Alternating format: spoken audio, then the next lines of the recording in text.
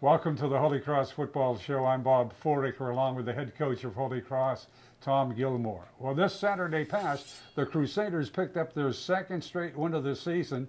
It was a thriller at Fitton Field as they beat Central Connecticut State by a score of 20-7. Coach, you're going to be happy with that win. Obviously, Bob. We found a way to win another close game. Wasn't as close as the week before, but it was still a close game. And we faced a rushing attack in Central Connecticut that we were very concerned with going into the game. We did a great job of shutting down Hallman to 74 yards, and he's a really good back. He didn't look as good as he normally did against us, which I think is a credit to the defense. But we opened up some passing lanes at the same time, and we got to tighten them down this week. Offensively, I thought we did a good job moving the ball. We still have to put more points on the board, and I think we're capable of doing that once we get a little bit more efficient with some of the things we're doing and just a little more experience. What did the defense do differently to shut them down? First of all, it was a point of emphasis. We didn't have a great day against the rush against Morgan State, so it was a big emphasis that way.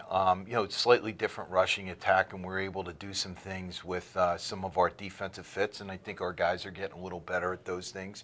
And they did a good job, and did a good job tackling in the open field a couple of times, and I think that made a difference. How did it feel jumping out 13-0? It's always good to get a lead on your opponent, but we need to do a better job of continuing to put the pressure on them after we get those early leads and pull them away and put them away. Pull away from them, put them away, and put them completely out of the game. We haven't been able to do that yet this year, but obviously we did a better job of that against Central Connecticut than we did earlier this season so far. Well, you get up on the scoreboard on a nice, slick 24-yard run by freshman Daquan Walker.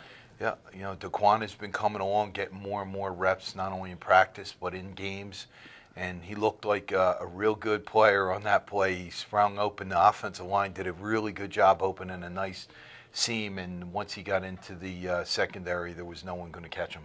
Peter Poulios hit on 15 of 26 for 156 yards and 2 touchdowns, but he ran 21 times for 131 yards. Yep, some of those designed and some not, but he did a really good job overall, making those decisions. There's some improvements we have to make in our rushing game, but it was nice to get over 200 yards rushing the ball. We haven't been able to sustain those kinds of performances too often as of late, so it was nice to get them. However we could rush the ball for over 200 yards, that's always a good sign. You were 6 of 14 on third down conversions. Yeah, which isn't too bad. We'd like to be a little better than that. But I thought defensively we did a real good job on shutting them down, not only on third but on fourth down. Looking at your receivers, they had a good game, and of course the one who had a whole bunch of catches was Khalif Raymond with 7. Yeah, Khalif had a better day. They took Jake Wyzork away a couple of times, and Khalif wound up benefiting in a couple of times, and we were real close, as you know, Bob, to hitting a couple other big pass plays, and we're hoping that we can execute them better moving forward. Looking at your defense in the second half, many third down key situations, and most of the time they answered the call. We did. We gave up a couple that were really disappointing because we should have had them well defended, but we didn't. I think we learned our lessons earlier in the game and played some things better, and it wound up helping us later in the game. You have to remember too, there was a lot of new faces. We've come up with a slogan, next man up, because there were 9 starters that were not even suited up for that game, and I thought some of the younger players and some of the guys that maybe not younger but getting their first chance to start did an excellent job overall of stepping in and filling those roles and performing at a high level. They certainly did, and you had a new kicking game, didn't you? We did.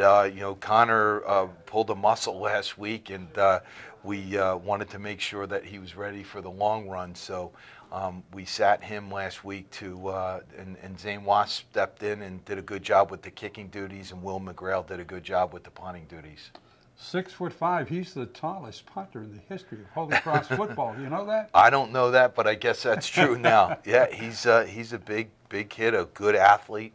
an excellent leg, and we knew right away, with even the first day of camp, seeing him punt the ball around, that he was a very talented, he has a lot of talent, and he was able to fill in admirably for Connor last week. What did you say to your team after the victory?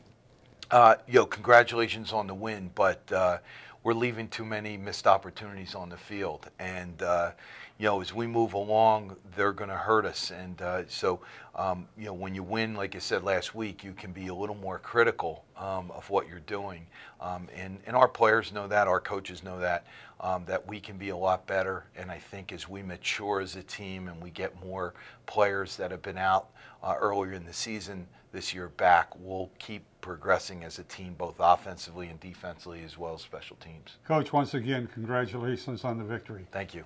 This is the Holy Cross Football Show. This past week, Holy Cross beat Central Connecticut State by a score of 20-7.